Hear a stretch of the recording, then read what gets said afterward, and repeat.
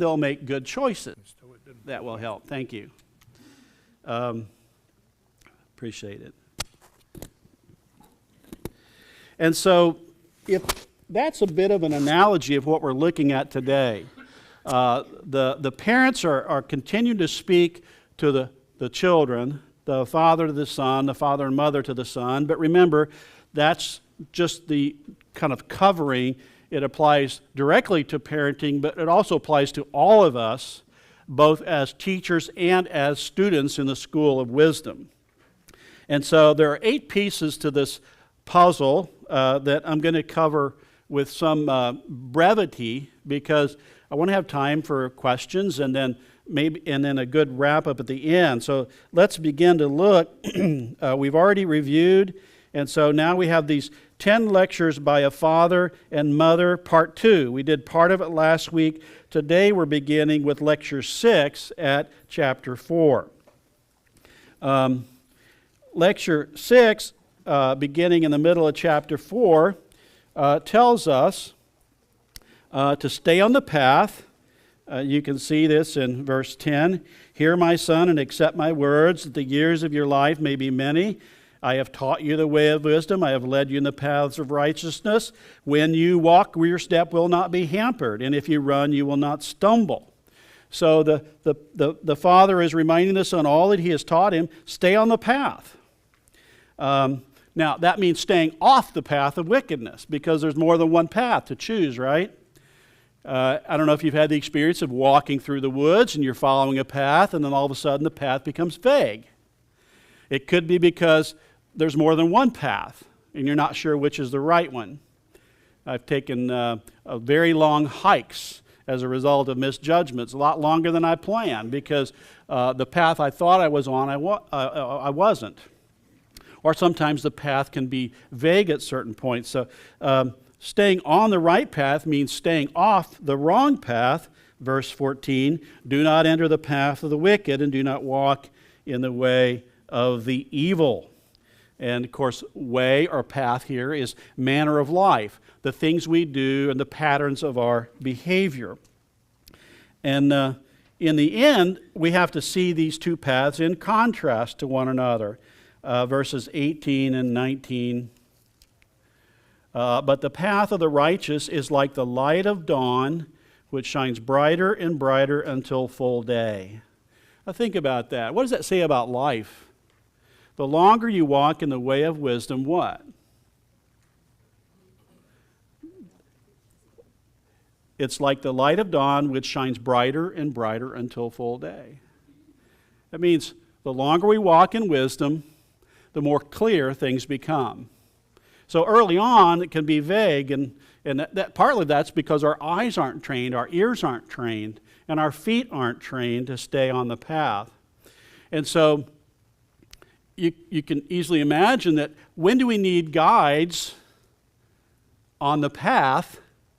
If it gets lighter at the end, when is the time on the path we need the most guidance? And at the early in life means being young, right? And so you can see the wisdom of wisdom, that that guidance has to train up a child in the way in which he will go. And so we have this admonition to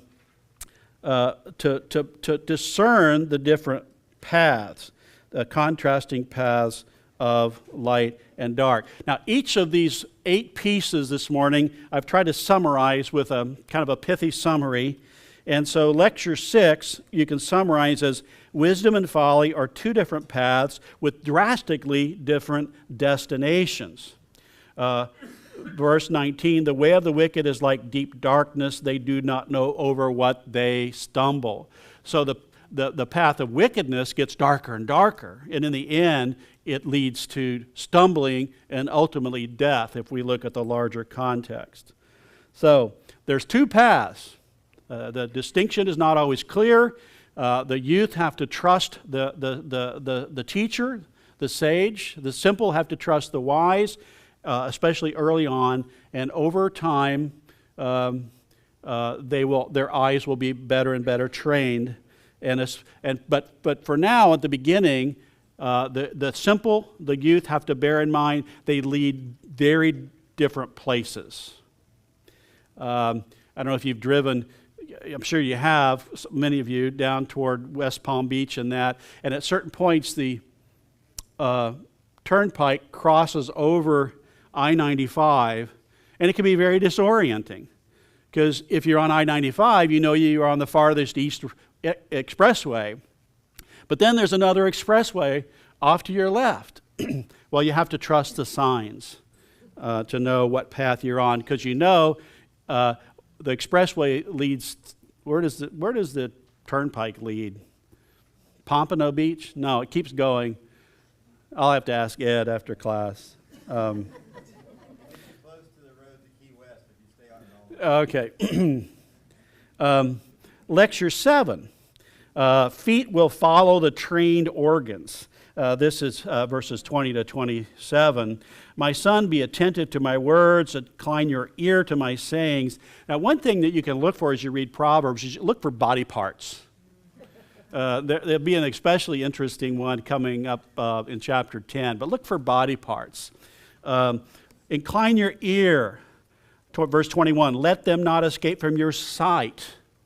So we got the ear and the eyes. Keep them within your heart. We're moving downward. For they are life to those who find them and healing to all their flesh. That's your whole body's going to benefit if your eyes and your ears and your heart are tuned right. Keep your heart with all diligence, for from it flow the springs of life. Put away from you crooked speech and put devious talk far from you. Again, references to the mouth. Let your eyes look directly forward and your gaze be straight before you. I remember in youth group in the church basement racing Joe Crawford, and we were racing across the fellowship hall, and he was racing by looking at me, and he hit this steel support post, and it made the most beautiful middle C when he hit it. But it taught me a lesson. When you're running a race, where do you look? Straight ahead. When you're plowing a field, you look at where you're headed, not where you've been. You don't look down. If you try to plow looking down at the ground, it'll be all wiggly and crooked. So you see where you're headed. It reminds us, doesn't it, of Hebrews 12, that Jesus, for the joy, what? Set before him, he endured the cross. And so wisdom means keeping your eye on the goal. Paul says something similar too, right? I buffet my body, I make it my slave, I box as if not beating the air. I'm sort of mixing 1 Corinthians 9 with Philippians 3. But Philippians 3, I run so as to, what? Win the prize. Not in a competitive sense, but in the sense of finishing the race. You know, everybody who finishes the race gets a trophy. Not just the person who finishes the first. In fact, to stretch the metaphor, because the one did finish the race, all who trust in him will also finish. That's the message of Hebrews 12.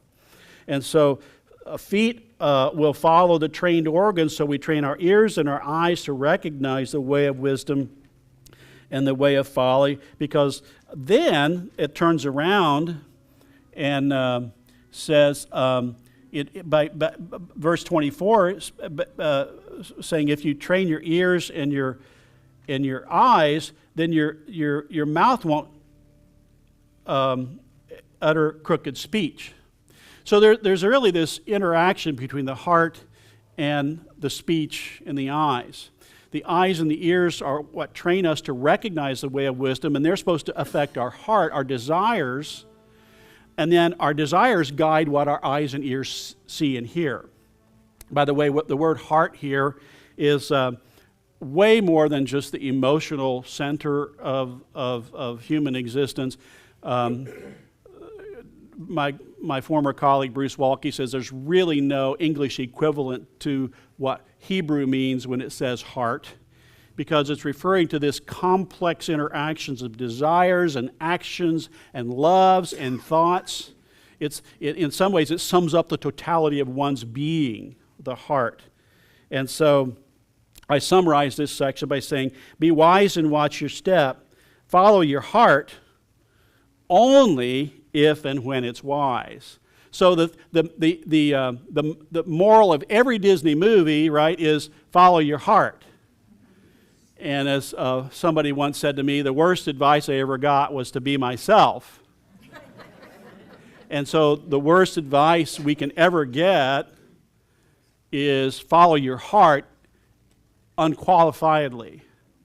There's this old story about Donald Gray Barnhouse, who was a pastor of 10th Presbyterian Church in Philadelphia, and he had a lot of medical people in his church, and he was the one always talking, and the doctors had to sit still and listen. Kind of the tables turned from their everyday lives. But he had open heart surgery, and one of his elders did the surgery and took great pleasure in going to Dr. Barnhouse's room after the surgery and saying, "Dr. Barnhouse, I held your heart in my hand." And Barnhouse, completely unintimidated by that, just quickly replied, "Was it desperately wicked and sick beyond all cure?"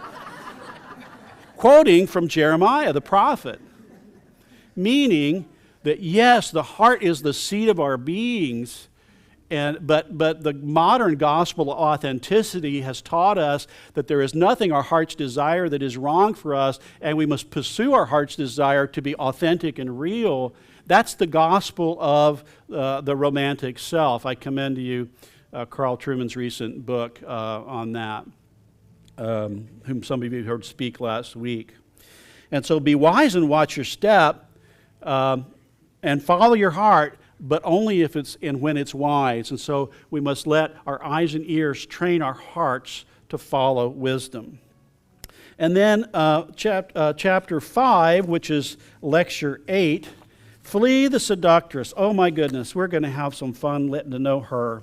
Now this is the first slice of bread in a sandwich. This lecture 8, followed by 3 undesirable types of people, and then the appendix. The lecture 9. There's kind of a sandwich. So lecture 8 and lecture 9 are about this. We're not calling her Lady Folly.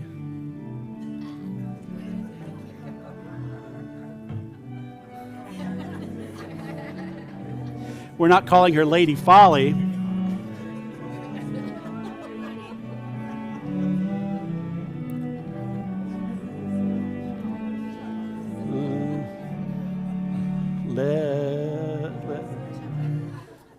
There we go.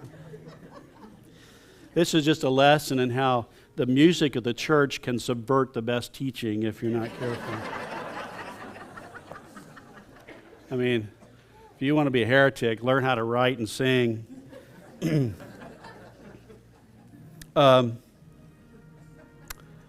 So lesson 8 and lesson 9 are about this. We're going to call her Woman Folly, and I'll try to use my tone of voice, Woman Folly. And in the middle are 3 of her friends.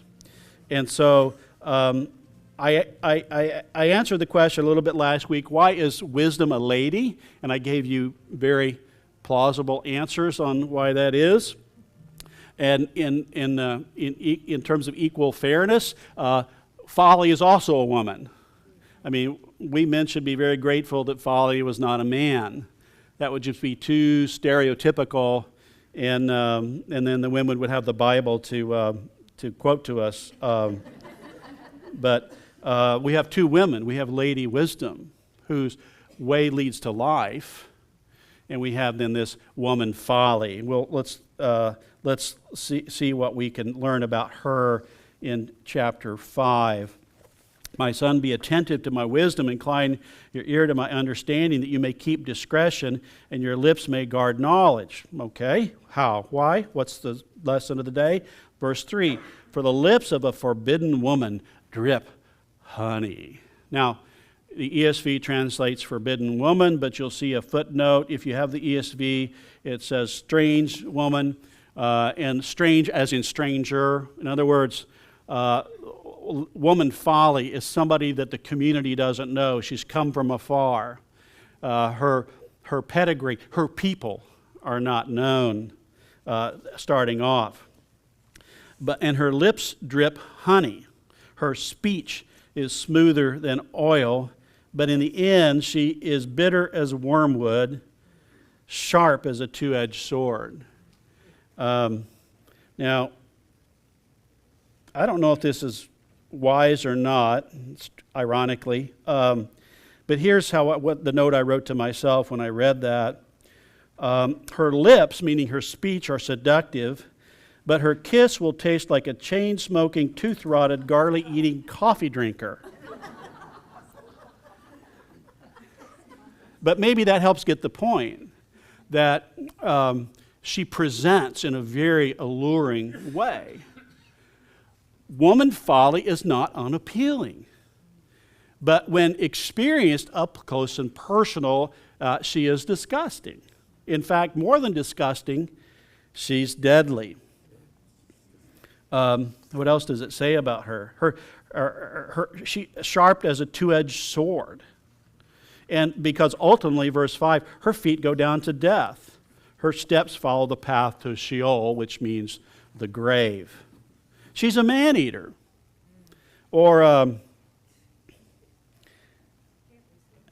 how do I say it? She is a serial widow. Now, this, of course, is nothing against or no implication all about people who have been widowed. But if you're approached by a person of the opposite sex and you're available and they're interested, and you find out they've been married 5 times and all of the previous spouses are deceased, you might do some background checking, right? But that's what Solomon is saying here. This, as outwardly alluring as woman folly is, she's deadly. She's a black widow. And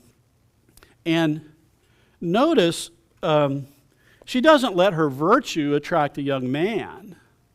What does she do? She's proactive. And we'll see from lesson 9 the same thing.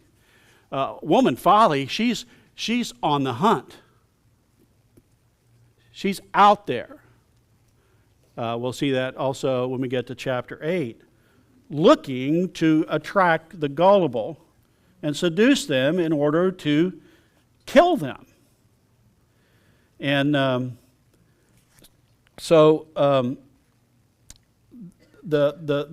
father is admonishing the son to exercise discretion and wisdom and to recognize, to see through the presentation in order to see the person. Again, it makes us think of 1 Peter 3. Let not your beauty be, one outward, but be one of the heart. It's Lady Wisdom has this inward virtue that is beautiful, that emanates. And woman folly is a painted lady. Keep your way far from her, and don't go near the door of her house, verse 8, lest you give your honor to others and your years to the merciless, because you will end up in her clutches, and you will end up at the control and power of others. Because verse 10, strangers will take their fill of your strength, and your labors go to the house of a foreigner. You think of Israel settling in the Promised Land and how they didn't utterly drive out the Canaanites. There were 2 things they were told to do: not to worship the gods of the Canaanites and not to intermarry with the Canaanites. Why? Because the gods of the Canaanite wives would eventually be in their houses. And it even happened to Solomon. Because he took to himself foreign wives, the gods of the nations ended up in Solomon's house. And so we are to be warned that woman wisdom is dangerous. In fact, in verse 14, this danger leads to public humiliation. I am at the brink of utter ruin in the assembled congregation. We become a parable ourselves. When Abimelech got too close to the wall in fighting in the book of Judges, and a physically weaker person, a woman, pushed a millstone down upon him and killed him, he became a parable in Israel. Mighty warriors can be brought down by weaker enemies if they are imprudent. By the way, this is also in the David and Bathsheba story. It's you remember Uriah, the husband of Bathsheba. How was he killed? He got too close. He got within range of the archers, and his cover pulled back under David's order. Well, it wasn't Uriah's folly that was being exposed there. It was the folly of David. He'd become a fool by not guarding himself, by not being wise.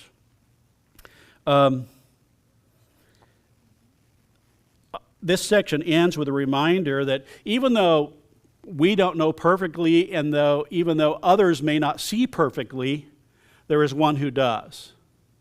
Verses 21 to 22. For a man's ways are before the eyes of the Lord, and he ponders all his paths. The iniquities of the wicked ensnare him, and he's held fast in the cords of his sin.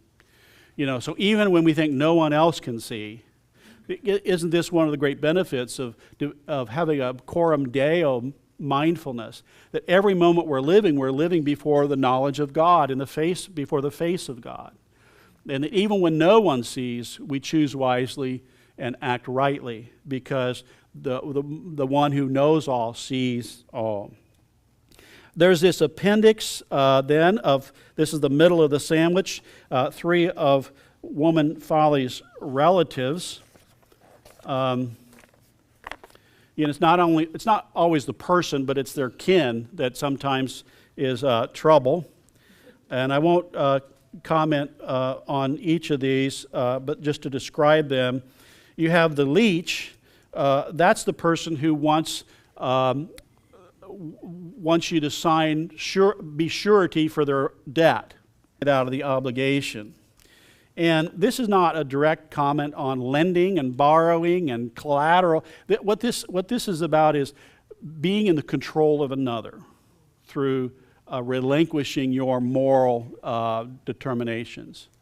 And so this, what Paul calls an unequal yoke when he's talking about marriage, really is a fitting description here. Some of you have probably gotten in business with people where you thought, that was a mistake, and I'm going to get out of this partnership or this joint venture or whatever. I'm going to get out as soon as I can, because this person they're not guided by the same wisdom by which I'm guided.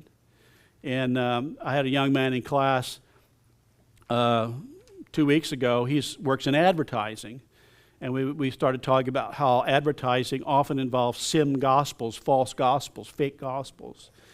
And he said, and he was affirming what I was saying. He said, I've had to quit jobs because of what I was being asked to do, to get people to buy things they didn't need, or to buy things they shouldn't buy, and violate my own integrity. So he recognized the path of wisdom, and he would not be encumbered. They talk about golden handshake. Well, often there are golden handcuffs.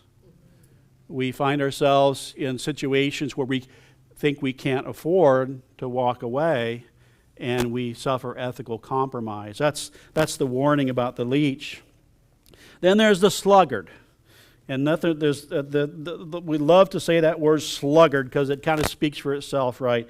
He's the one who won't get out of bed. Now sleep is good according to Proverbs, so do I have an amen there? But sleep is good. We're told that in chapter 3, verse 24. We're told in chapter 4, the wicked don't sleep because they're too busy working hard at being bad. But the sluggard here in verses 6 through 11, he's sleeping while others are harvesting. In verse 9, how long will you lie there? He's been there a while, and it's time for harvest. The ant knows that and doesn't even have a boss. But the sluggard is sleeping when he should be gathering. Instead of thinking about providing for himself as God has deigned for him to provide, even much less providing for others out of his own labors, he's still sleeping. And so this is a reminder that sleep is God's gift to use wisely, but that, and this is beautifully expressed in Psalm 104, where human beings are fed in different ways according to God's order. Animals go out and gather what's there, but God has created the world so that human beings go out and work, imitating God's working in order to gather God's blessing. Then we have the insurrectionists. And I chose this word a long time ago, way before January 6th, so don't hear me saying more than I'm saying, but don't hear me saying less than I'm saying. The insurrectionist, verses 12 through 15, goes about with crooked speech. He winks the eyes. He signals with his feet. He points his finger. In other words, he's saying something other than he's saying.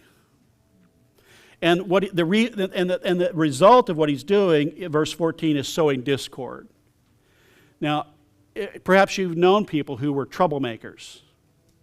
They wouldn't do things overtly wrong, but they just seemed to always enjoy stirring the pot and getting people going at one another.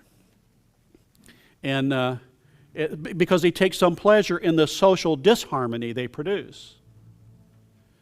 Now, we've seen already that wisdom brings social harmony. It brings blessing and fullness to the community.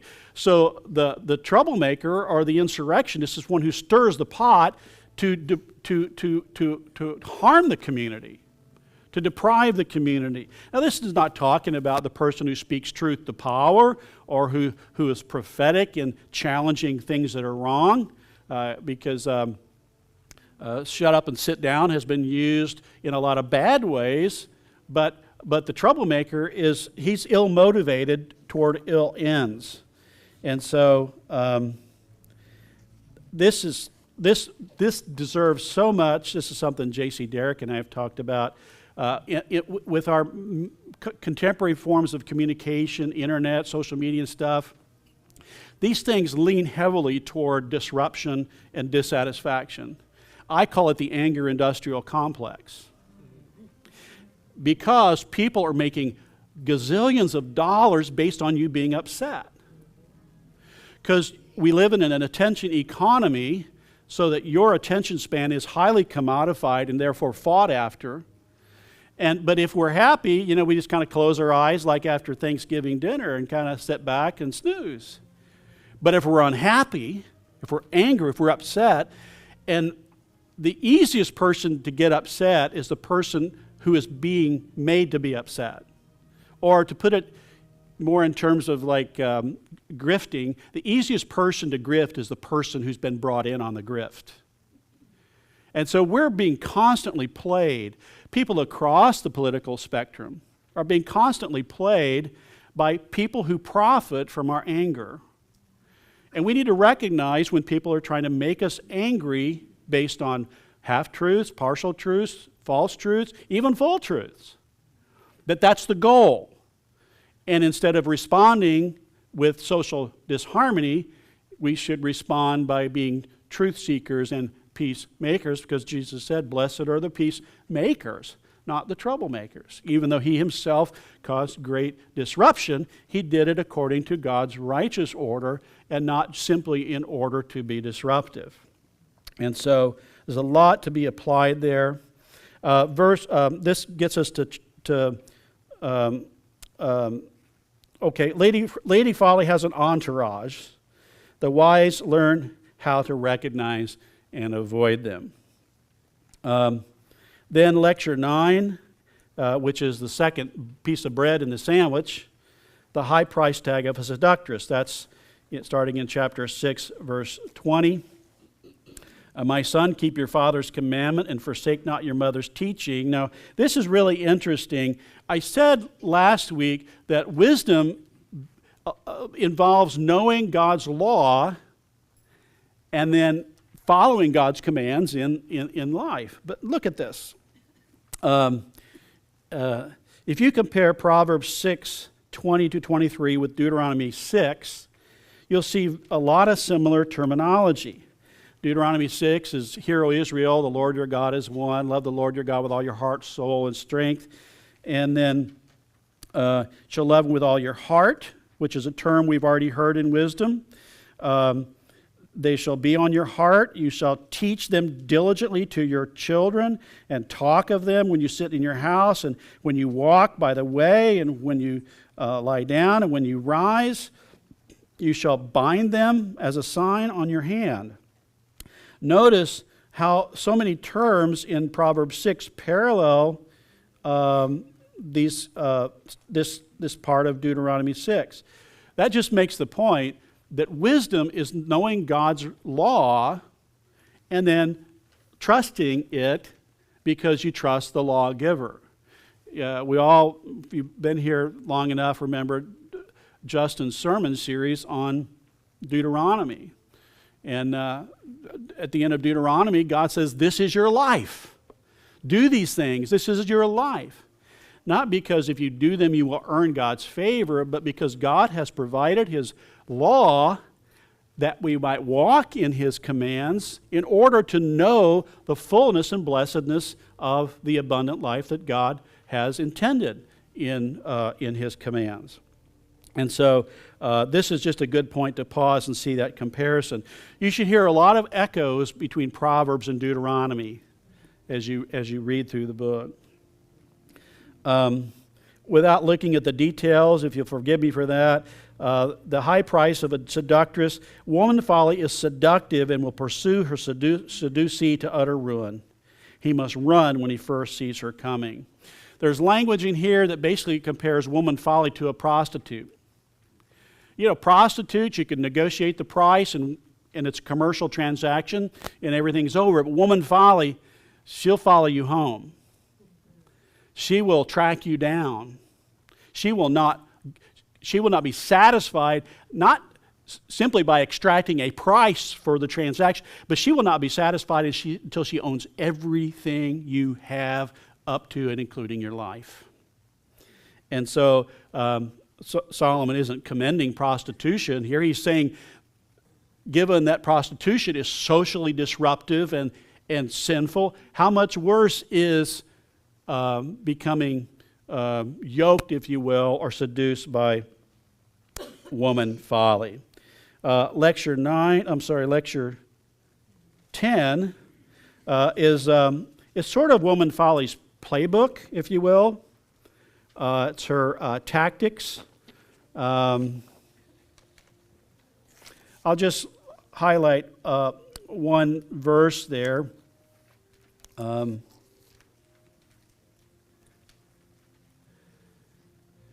Verse 4 of chapter 7, say to wisdom, you are my sister, and call insight your intimate friend. I have two children, a son and a daughter, and my son listens to his sister. He has to decide whether he's going to do what she says or not, but he respects her and takes seriously her advice because she's older than he. And Solomon's saying, if you own wisdom as a member of your intimate circle, then you're not going to be led astray by this woman folly. By claiming Lady Wisdom as our sister, we will escape the snare of woman folly. So what you would do, especially when we do a brief recap like this, is now take this and go back and read the section and see how that summary bears out. Lady Wisdom then speaks again. She first spoke back in chapter 1, and it's such a contrast. If you're to do some devotions on your own, compare Lady Wisdom's speech here with what we've learned in chapter 7 of woman folly's speech. Lady Wisdom, she calls, verse 1, chapter 8, she raises her voice on the heights beside the way. At the crossroads, she takes her stand. Lady Wisdom stands in the open and openly issues her invitation. Now, woman folly, she's a whisperer and a seductress. She's whispering in the ear of the young, and she's speaking in private, and she's lurking in dark places. But Lady Wisdom is standing openly in the marketplace, in the full light of day, unbowed and willing to be exposed to the full light of day because she is true and she is faithful. And you can look at her invitation, and then in verse 15 we're told of chapter 8, by her king's reign. Now, it's almost like the fourth wall has been broken just for a moment, and we realize this is Solomon speaking, and he's telling us, this is what I rely upon as your king. That God's son, the king, God's chosen king, is devoted to Lady Wisdom, to walking wisely. And you think of how ruling rightly, if you've been in leadership roles, and when you rule rightly, people won't like you sometimes they will, but you'll always have the high ground, right? And you won't be a respecter of persons, but rather you'll be fair. And you'll seek the greater good rather than just individual goods at the expense of others. There's an outline here, if you will, of this whole chapter, which I won't take time to develop today, partly because in a couple of weeks, my boss, Scott Swain, is going to say some things about who is this Lady Wisdom that says, I was with God in the beginning, and especially this curious statement in verse 22, the Lord, the ESV says, possessed me at the beginning of his work. It really should be, the Lord begat me at the beginning of his work. ESV actually has a footnote translation to say that it could be begat, it should be begat. But I'll leave that to Dr. Swain to talk about because he's been spending a lot of time thinking about that whole subject. But Lady Wisdom's second speech, especially if you compare it with Woman Folly, it speaks for itself as to her virtue over against Woman Folly's disvirtue. Lady Wisdom is God's master designer because she was with God in the beginning and he created through her. She promises the highest happiness to those who seek her.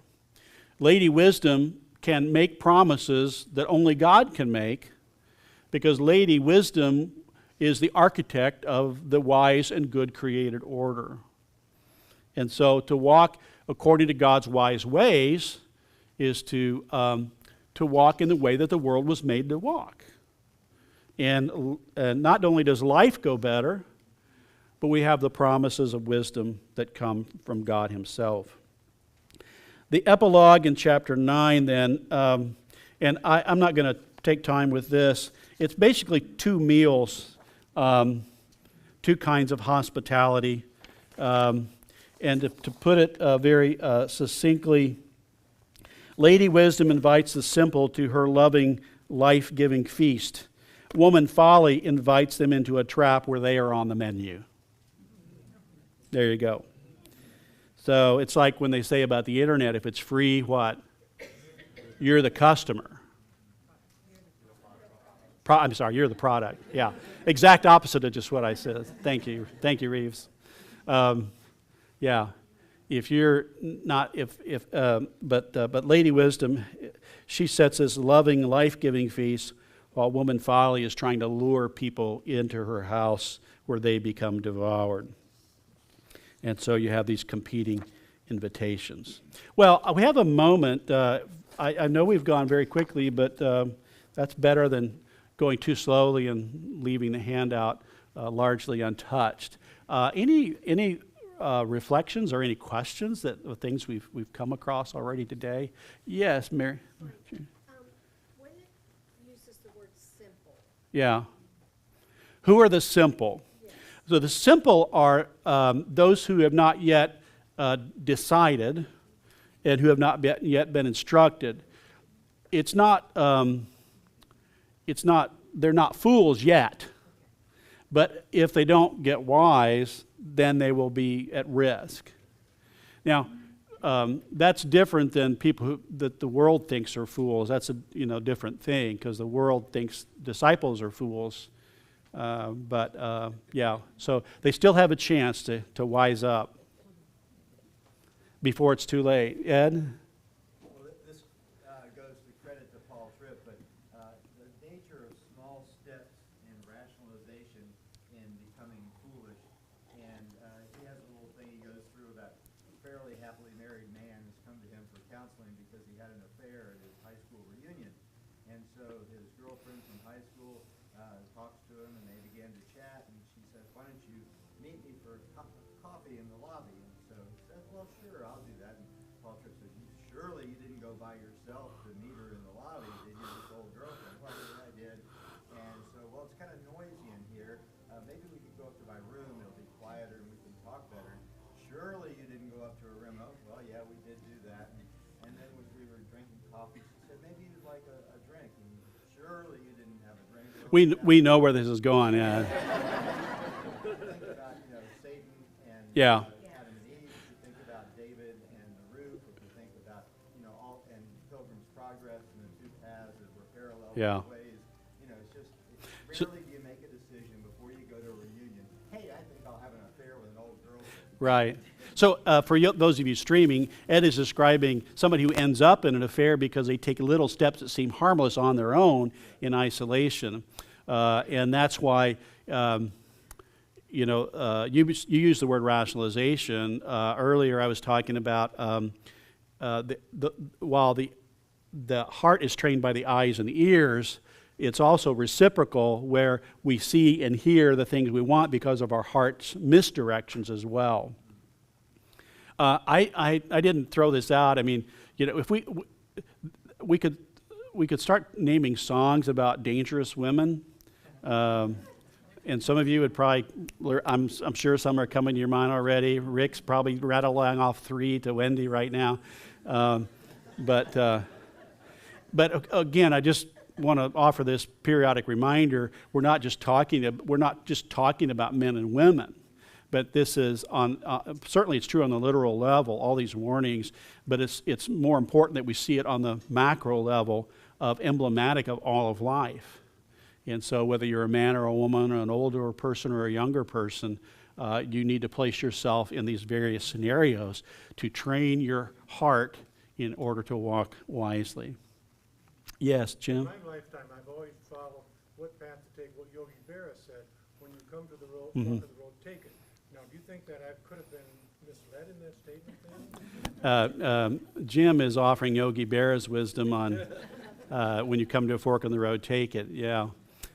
I think Yogi was wiser than he was perceived at times too, right? Because you do feel compelled if you don't have the tools to recognize which is the right direction. Which is a great segue into just an anecdote. I'm glad Ed mentioned Pilgrim's Progress. It's a book that Charles Spurgeon, I think, said he had read Pilgrim's Progress over 100 times in his lifetime. And at one time in my life, it was my ambition about every 2 or 3 years to read it again. And everybody in my family has heard it and also read it on their own. But at a certain point, after all these dangers, they come into this place where things don't appear quite as hard, and they're told by somebody they meet on the way that they're now in Emmanuel's land. And they can see the celestial city off in the distance through a telescope. And yet, while they're continuing to walk, they're misled by somebody named Flatterer. And when they first meet him, he looks like a good guy. He's dressed in finery, and they think, surely this is somebody trustworthy. But after he takes them off the path, he sheds his cloak, shows his true self, and it catches them up in a net. So now they're after traveling so far and getting so close, now they're trapped, just like the young man we read about in. Just like the wicked we read about in chapter 1. Later, there's an angel that comes by and asks them, "Had not the shepherds on the delectable mountain given you a note of direction for the way?" hadn't the what did they say, the shepherds on the delectable mountain gave them a note to help them finish the journey. Didn't you get the note? Get your memo? And Christian and hopeful say yes. And the angel says, did you, when you were at a stand, pluck out and read your note? No. Why? We forgot. Did not the shepherds bid you beware of the flatterer? Yes, but we did not imagine that this fine-spoken man had been he. You see, they had been provided every means necessary to recognize when they ran into flatterer, that flatterer would appear as an angel of light, so to speak, and would trap them and destroy them if possible. But by God's mercy, God sent this angel to free them from the net and set them free so that they continue on. I'm not reading the part where the angel gave them a little bit of a spanking. Would probably distract you from the main point. But we've already read in Proverbs 3 that a loving father disciplines his children. And so even the snares, the many dangers and toils and snares that we go through in life are to train the wise to be wiser. And there are also opportunities for our hope of divine blessedness to grow. And God is faithful to deliver us even from our folly if we trust Him. And so just as a final note today, to the casual listener, Proverbs, and particularly maybe the way I've taught it, I don't know, Proverbs may sound a lot like it's all about obedience. I mean, the word righteousness and wickedness and the echoes of God's commands. But to read the book of Proverbs as if it's just about obedience would be to stop at the gates of Disney World and not go in. Because it's not about obedience, although it certainly talks about obedience. The book of Proverbs is ultimately about trust. Do you trust the Creator? Do you trust His ways are wise ways that lead to life and blessedness and goodness, even when in the short term it doesn't seem to bear out? Do you trust that He is well disposed toward you? Again, Hebrews 11, faith is not just believing that God exists, but believing what? That He is some of you know it, rewarder of those who seek Him. And sometimes our Reformation distinctives sometimes immunize us. They shouldn't. Sometimes they immunize us from thinking about obedience as having anything to do with blessing. And obedience is not the way we merit God's love, but it is an expression of our trust in God.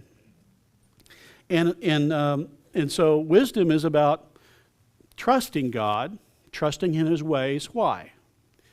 Well, if you were going to trust somebody utterly and completely and fully, there would be some conditions, right? You would have to believe that that person could follow through, could deliver on their promises. So it'd have to be powerful enough. And we've read that wisdom was there in the beginning, making the world. But we would also have to believe not only in the power of the one we're to trust, but we would have to believe in the goodness of the one we're called to trust. And I think probably for many people, both who continue in the faith and for many who walk away from the Christian faith, it's doubts about God's goodness that does them in. But throughout Proverbs, we have to see the promises held forth. Wisdom is life. Wisdom is a tree of life. Wisdom doesn't lead down to death, but it leads to life. It's exactly what Justin preached from Proverbs chapter 30 and chapter 32. This is your life. And it certainly draws the minds, at least of some of us, to Psalm 119. And we're going to conclude our time today by singing Psalm 119, a section of it. I'm reading from the Scripture version. You have dealt well with your servant, O Lord, according to your word. Teach me good judgment and knowledge, for I believe in your commandments. You've been benevolent. You've been good. So teach me your commandments. Before I was afflicted, I went astray. But now I keep your word, because the Father loves those whom he disciplines. And then verse 68. You are good and do good. So we see that wisdom is, not only is it near, but it is the heart of the gospel. Believing in the goodness of God so that the things of earth grow strangely dim in the light of his glory and grace, that he is a rewarder of those who seek him, that to take up the cross is the way to life rather than the way to death. You are good and do good, so why? Teach me your statutes. And so we're going to sing that last section. We're going to sing it to Jesus, the very thought of me. If you know that tune, that's what St. Agnes is. Let's stand and sing. According to thy word, O Lord, thou hast thy servant blessed. Teach me good judgment, knowledge give. On thy commands I rest. Ere I afflicted was, I strayed. Thy word I now obey. For good thou art and doest good. Teach me thy statutes' way. The proud besmear with lies, but I thy precepts keep aright. Their heart is buried deep in fat. Thy law is my delight. It has been very good for me that I was humbled low. It through affliction was that I thy statutes came to know. The law proceeding from thy mouth, I much more precious hold than countless thousands of fine coins, of silver and of gold. And just as a last word, how do we know this? How do we know that God is good? Paul tells us that if he did not spare his own son, how much will he not give us all things in him? Go in his grace.